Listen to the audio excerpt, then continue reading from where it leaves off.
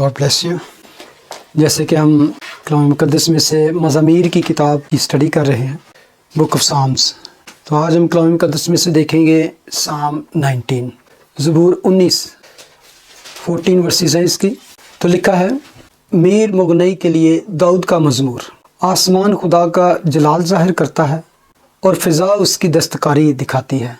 दिन से दिन बात करता है और रात को रात हिकमत सिखाती है। न बोलना है न कलाम, न उनकी आवाज़ सुनाई देती है। उनका सुर सारी ज़मीन पर और उनका कलाम दुनिया की इंतहा तक पहुँचा है। उसने आफताब के लिए उनमें खैमा लगाया है, जो दुल्हे की मानद अपने खलवत खाना से निकलता है और पहलवान की तरह अपनी दौड़ में दौड़ने को खुश है। वह आसमान की इंतहा से निकलता है और उसकी गश्त उसके किनारों तक होती है और उसकी हरारत से कोई चीज़ बेबहरा नहीं है।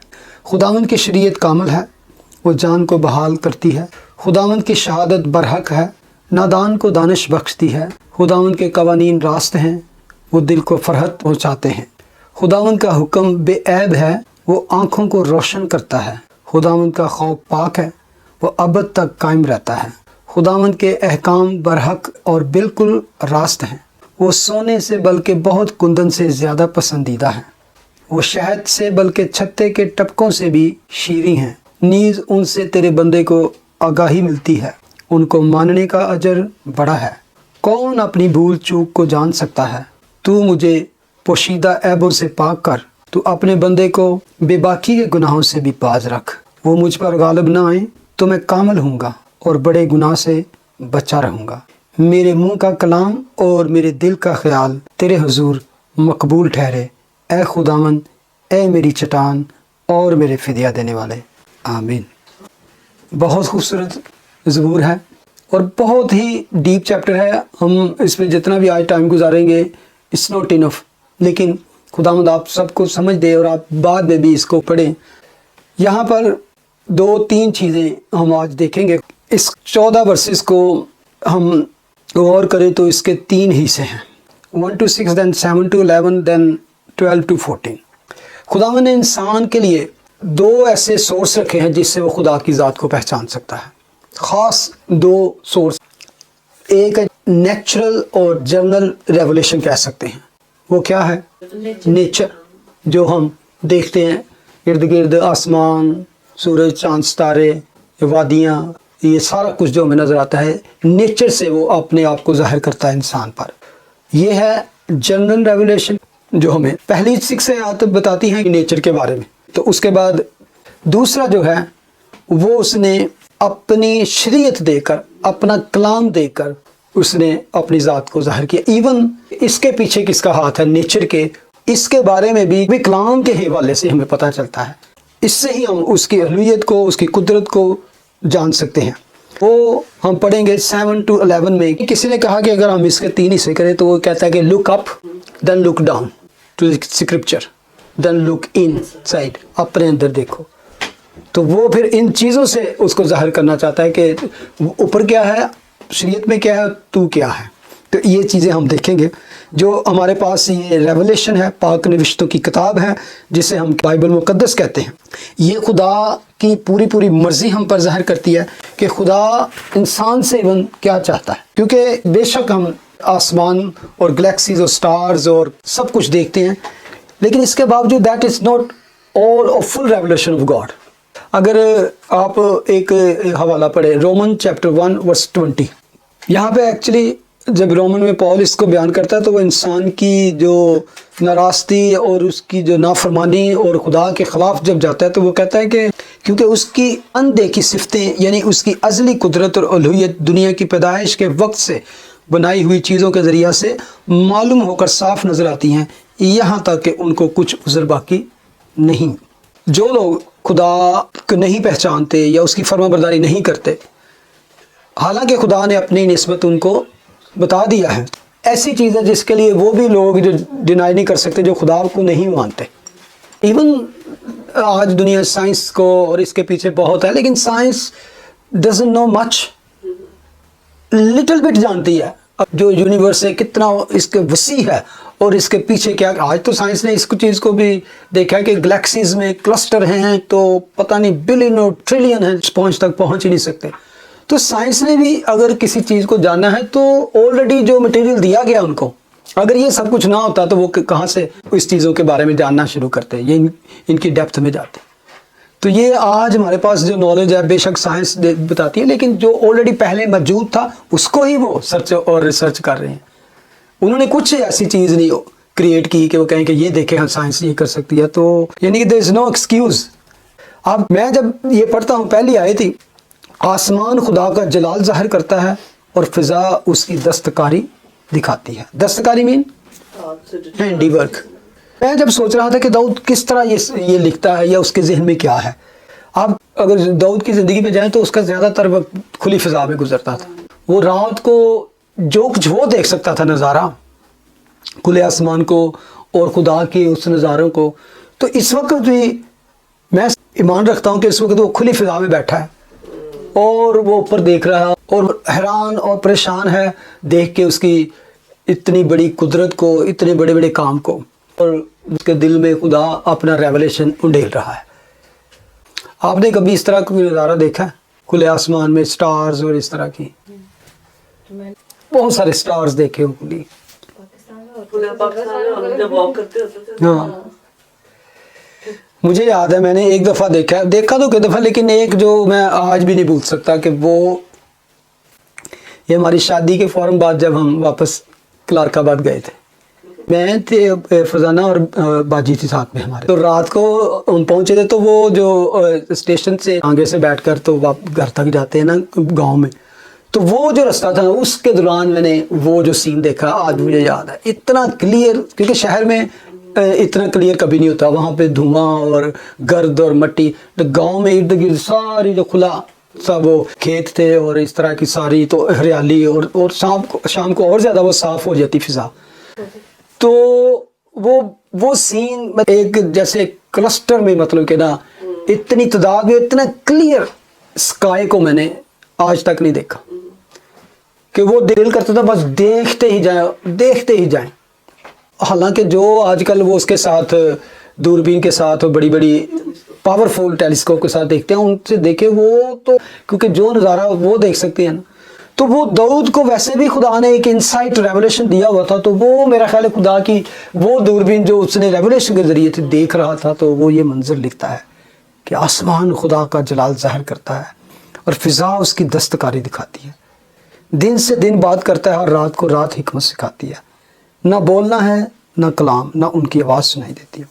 سورج کے بارے میں، ستاروں کے بارے میں، یہ سارا کچھ جو ہمیں نیچر میں نظر آتا ہے، اس میں آپ دیکھیں کوئی شور نہیں ہو رہا، اس کے باوجود وہ کہتا ہے ان کا سر ساری زمین پر، ان کا کلام دنیا کی انتہا تک پہنچتا ہے، کہ جو ایویڈنس ہیں، جو خدا کے کام اس کنارے سے لگ کے دوسرے دنیا کے کنارے تک دیکھے جا سکتے ہیں، کہ ان کی جو گواہی ہے، evidence everywhere you can سی۔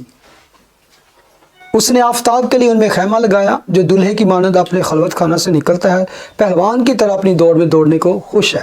کہ جب سورج نکلتا ہے دولہے کی طرح نکلتا ہے، ایک طرح سے جب سورج نکلتا ہے اپنی آب و تاب کے ساتھ اور اپنے جاہ و جلال کے ساتھ نکلتا ہے، جس طرح ایک دولہا تیار ہو کے نکلتا ہے، اور اپنی پہلوان نکلتا ہے کہ وہ کشتی لڑنے کے لیے، اپنی دوڑ ختم کرنے کے لیے ہیپی بھی ہے اور ایکسائٹڈ بھی ہے۔ سورج جب نکلتا ہے تو ہر چیز پر غالب آ جاتا ہے۔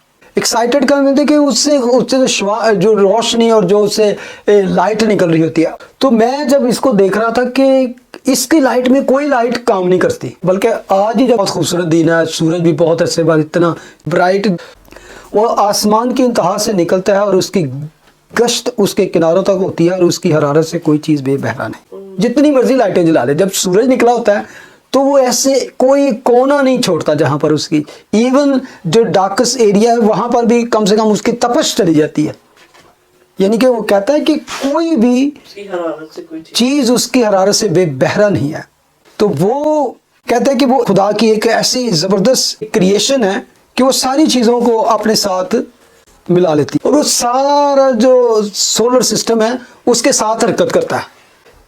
آپ کو پتہ ہے کہ سورج جو زمین سے 93 ملینز دور ہے، کہتے ہیں کہ اگر سورج جتنا ہمارا یہ جو سیارہ وینس جتنا قریب ہو تو کیا ہوگا، وینس قریب ہے نا، سورج زیادہ دور ہے، تو کیا ہوگا کہ प्लैनेट जो है वो भस्म हो जाएगा, वो रहेगा ही नहीं, बाकी जल के सब कुछ खत्म हो जाएगा। और अगर मार्स जितना करीब हो, यानी कि वो थोड़ा दूर है, उस सूरज से भी दूर है थोड़ा, तो फिर फ्रीज हो जाए सारी दुनिया। तो ये एक बिल्कुल एग्जैक्ट जो खुदा ने स्टार्स की और प्लैनेट्स की और एक दूसरे से ये डिस्टेंस रखा हुआ है, ये ऐसे नहीं है। जब आप सही इसकी आसमान की और स्टार्स की और गैलेक्सी स्टडी करते हैं तो आप कोई कह नहीं सकता कि जस्ट एक बिग बैंग हुआ है और एक धमाका हुआ है और ऐसे ही सब कुछ वजूद में आ गया। जब ये देखते हैं तो आपको पता चलता है कि एग्जैक्ट जो फासले हैं एक दूसरे प्लैनेट के, तो इसके पीछे क्या है, ये डिज़ाइन है। तो डिज़ाइन है तो देयर इज़ डिज़ाइनर, डिज़ाइनर के बगैर कोई चीज़ नहीं हो सकती। ये खुदा का शुक्र है कि वो किस तरह उसने इन जावियों को और इन हदों को मुकर्रर कर रखा है। ये बातें मैं इसलिए कह रहा हूँ कि 6 आयतें इसी चीज़ के लिए हैं कि आसमान खुदा का जलाल ज़ाहिर करता है, जिसको आज की दुनिया मानना नहीं चाहती कि इसके पीछे जो खुदा का हाथ है, ये खुदा की कुदरत है। खुदा, बल्कि हम आगे जाके पढ़ते हैं बहुत जगह पे कि खुदावंद अपने कलाम से इन सारी चीज़ों को संभालता है। खुदावंद यीशु मसीह ने इन सारी चीज़ों को संभाला हुआ है। ये सारी चीज़ें अगर हम इसको कैलकुलेट करें तो इंसान का जो माइंड है वो इसको समझने से कासिर। और इसके बाद यही बस दिल में ख्याल आता है कि देयर इज़ अ गॉड, खुदा ही है जिसने ये सारा कुछ संभाला और मुकर्रर किया हुआ है। आगे हम देखते हैं 7 to 11। जो पहली 7, 8 और 9 वर्सेस हैं, इसमें 3 वर्सेस में 3 बातें लिखी हुई हैं। इसमें गौर करें। 7, खुदावंद की शरीयत कामिल है, वो जहान को बहाल करती है। खुदावंद की शहादत बरहक बिनादान को दानिश बख्शती है। 8वीं आयत, खुदावंद के कानून रास्त हैं, वो दिल को फर्ज पहुंचाते हैं। खुदावंद का हुक्म बेऐब है, वो आंखों को रोशन करता है। 9, खुदावंद का खौफ पाक है, वो अब्बद तक कायम रहता है। खुदावंद के अहकाम बरहक और बिल्कुल इन रास्त हैं। पहले तो जब इसको पढ़ते हैं तो इसको पता चलता है कि ये खुदा का कामिल मुकम्मल कलाम है। गौर करें, इसमें खुदा का जो नाम है 6 टाइम आया है। खुदावंद का हर एक के साथ खुदावंद का नाम आया ताकि ये साबित किया जाए कि इसके पीछे खुदा है। Because of God. इंग्लिश में जो यहाँ पे आया है द लॉर्ड, कैपिटल LORD, चारों वर्ड जो है वो कैपिटल है। यहोवा खुदा, 6 चीजें यहाँ पर लिखी है। पहले क्या है, खुदावंद की शरीयत। दूसरा क्या है, खुदावंद की शहादत, खुदावंद के कवानीन, खुदावंद का हुक्म, खुदावंद का खौफ और खुदावंद के अहकाम। 6 जो चीज़ें लिखी हैं ये टाइटल हैं उसके।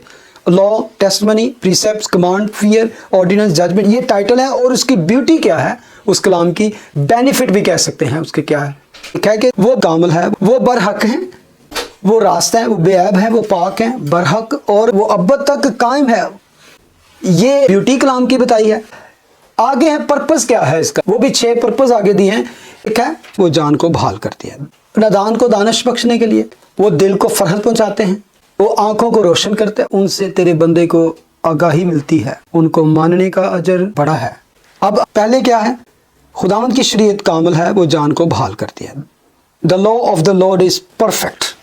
सबसे पहले अगर इसी चीज को ले लेना, परफेक्ट, कामिल, परफेक्ट, गलती खता से पाक। बेशक हमारे पास जो ट्रांसलेशन है इसमें कोई मामूली सी ट्रांसलेशन में हो सकता, लेकिन जो ओरिजिनल उसका कलाम है उसमें किसी किस्म की कोई खता नहीं, किसी किस्म की कोई गलती नहीं, किसी किस्म की कोई इवन इख्तलाफ नहीं है। खुदा के कलाम में हर तरह की खामी से, किसी ऐब से पूरी तरह पाक है। तो कहते हैं खुदावंद की शरीयत कामिल है। आज आप सब ने इस तरह की पोस्ट देखी होगी कि पोप ने एक इस तरह का बयान दिया है कि जो हमारे पास बाइबल है इसमें बहुत सी चीज़ों को चेंज करना चाहिए, कि बाइबल को रीराइट किया जाए कि इसमें बहुत सी खराबियां हैं। और किसी ने लिखा है कि इससे बड़ी मैडनेस कोई नहीं हो सकती, इससे बड़ी बुराई कोई नहीं हो सकती। तो वो ये खुदा का कलाम इसलिए कामल परफेक्ट दिया कि कोई इसको छेड़े ना कि इसको मैं ठीक करूं या इसको मैं और बेहतर बनाऊं। तो वो कहता है कि वो कामल है, परफेक्ट है। और आगे आगे पढ़ेंगे, हमेशा तक आसमान पर कायम है, महफूज भी है और कायम भी है। नो बॉडी कैन चेंज, कोई भी इसमें घटा बढ़ा भी नहीं सकता इसमें। 2 तिमोथेयुस चैप्टर 3 निकालें, वर्स 16 एंड 17। हर एक सहीफ़ा जो खुदा के इल्हाम से है तालीम और इल्ज़ाम और इस्लाह और रास्तबाजी में तरबियत करने के लिए फ़ायदेमंद भी है, ताकि मर्द खुदा कामल बने और हर एक नेक काम के लिए बिल्कुल तैयार हो। कामल चीज़ ही आपको कामल बना सकती है। अगर उसमें ही पहले ख़राबी है, गलती है, कमी बेशी है, तो वो it's been not perfect. English में जो इसके ट्रांसलेशन आई है कि जान को बहाल करता है, वो कहता है कन्वर्टिंग सोल, यानी कि किसी चीज़ को रिस्टोर करना, इसको रिस्टोर करना वापस उसको उसकी हालत पे लाना। क्योंकि इंसान जो पहले कामिल था, पहले पाक था, जब बनाया गया तो वो उसको वापस उस परफेक्ट बनाना, कामिल बनाना। अगली बात जो इसमें लिखी है कि खुदावंद की शहादत बरहक है, वो क्या करती है? नादान को दानिश बख्श दी है। कितनी खूबसूरत बात है। यानी इसमें फ्यूचर के बारे में होप है। सादा दिल भी लिखा है, नादान भी लिखा है। जो इसको पढ़ते हैं तो उन दानिश बख्श दी है, यानी कि बेवकूफ़ी के जो एलिमेंट्स इंसान के अंदर होते हैं उनको चेंज करती है, उनको रिप्लेस करके खुदा की अक्ल बचती। क्योंकि खुदा के कलाम में लिखा है कि जो पाक हिकमत है वो अबब से आती है। दुनिया में हम बड़ा कुछ हासिल कर सकते हैं। सिर्फ ये ना समझे कि जो दुनिया में पढ़ा लिखा है, उसने डिग्री हासिल की कर लिया तो वो इंटेलिजेंट है। वो लोग भी बहुत सारे बेवकूफ़ हैं। आप देखेंगे ऐसे ऐसे में।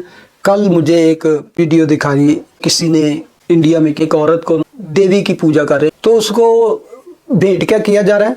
ब्लड। वो औरत ऐसे बैठी हुई है तो उसके सामने पकड़ पकड़ के ना, तो वो जैसी औरतें कई उनकी ऐसी है उनके रिलीजन में कि उन पर देवी आती है या उनको देवी का उन्होंने दे दिया, तो वो उसके आगे जिंदा जानवरों को छुरी के साथ और ब्लड इस तरह गश आउट हो रहा है और उसके पूल बना हुआ है उसके कदमों में। तो इस तरह की तो और ऐसे वो पकड़ पकड़ के उसने, तो मैं तो वैसे भी ब्लड मुझसे देखा नहीं जाता। तो पढ़े लिखे समझदार लोग जो हैं वो इन रस्मों को और इन चीज़ों के आगे जाके सजदे करते और पूछते। और उनकी, मैं ये कह रहा हूँ कि ये ज़रूरी नहीं कि अगर कोई इंसान दुनिया में दुनियावी इल्म रखता है, ये इल्म उसकी बात की जा रही है। ये जो पाक है, जो कामल है, जो परफेक्ट है, जो इसको समझता है, जो इसके पास आता है, वो उसकी इन बेवकूफ़ियों से, बहुत सी नादानियों से, बहुत से गलत कामों से उसको पाक करता है। वो नादान को दानिश बख्शता है। अच्छा, अगर अगली बात पढ़ें, वर्स 8 को पढ़ें। खुदावंद के कावानीन रास्त हैं, वो दिल को फरहत पहुँचाते हैं। फरहत कितना खूबसूरत, यानी कि एक जिन्होंने फ्रेशनेस, ठंडक जिसे कह सकते हैं, दिल को फरहत पहुँचाते हैं, दिल को ताजगी पहुँचाते हैं। और ये फरहत जो है एक खुशी का भी नाम है। और ये कैसी बात है कि ये कलाम हमारे दिलों पर लिखी जाने वाली बात है, यानी कि जो हमारी एहसासात और फीलिंग्स हैं और इन चीज़ों पर ये असर करते हैं किस कदर। फरहत पहुँचाते हैं, अबदी खुशी की बुनियाद रखती है। आगे ये आमद का हुक्म बेऐब है, वो आँखों को रोशन करता है। जो इसका एक्चुअली मतलब है इंग्लिश में वो है इनसाइट, यानी कि ऐसी चीज़ें आप पर खोलनी जो आम बंदों पर नहीं खुलती। आज दुनिया में ऐसे राज हैं, ऐसे मुश्किल बहुत सी बातें, इवन जो सब्जेक्ट हैं कई लोगों के सामने आम होते हैं। तो ये हिकमत वो है जो आपको किसी भी चीज़ की इनसाइट देती है, वो आपके बातन की आंखों को खोलती है, इनर रोशन करता है और आप बहुत सी चीज़ों को समझने के काबिल हो जाते हैं। आँख देखती है ना, एक आँख से हम चीज़ों को पहचानते परखते हैं, लेकिन कई चीज़ें होती हैं सामने से नज़र आती हैं, उसके पीछे कुछ और होता है। इसको डिसर्निंग स्पिरिट कहते हैं। और ऐसे गिफ्ट खुदा के लोगों के पास हैं, यानी बहुत सी चीज़ों को देख के, इवन इंसानों के साथ बातचीत करके, मिलजुल करके उनको समझना, दे कैन अंडरस्टैंड कि ये शख्स किस तरह का है। आपने एक कलाम में कहा कि उसकी बहुत आंखें ही आंखें हैं। एक जगह पे हम मुकाशफा में पढ़ते हैं, तो असल में वो आंखों का मतलब है कि ऑल नोइंग गॉड। ये वो इल्म की बात की गई है। जब हम उसके हुक्म पर अमल करते हैं तो खुदावंद हमारी आंखों को रोशन करता है, हमें बहुत से ऐसे चीज़ों के बारे में इल्म बख्शता है जो हमारी पहुँच से, हमारी सोच से, हमारी जहन से अबव होता है। तो कहता है वो आँखों को रोशन करता है। वर्स 9 में लिखा है खुदावंद का खौफ पाक है, وہ ابد تک قائم رہتا ہے، کیسی بات۔ اصل میں جو وہ یہاں پہ جس خوف کی بات کی جا رہی ہے وہ خوف نہیں جو ہم عام آج دنیا میں اندھیرے سے ڈر جانا یا کسی جانور سے ڈر جانا، یہ بات نہیں۔ یہ فیئر وہ ہے جو گناہ سے، غلط بات سے ہمیں روکتا ہے۔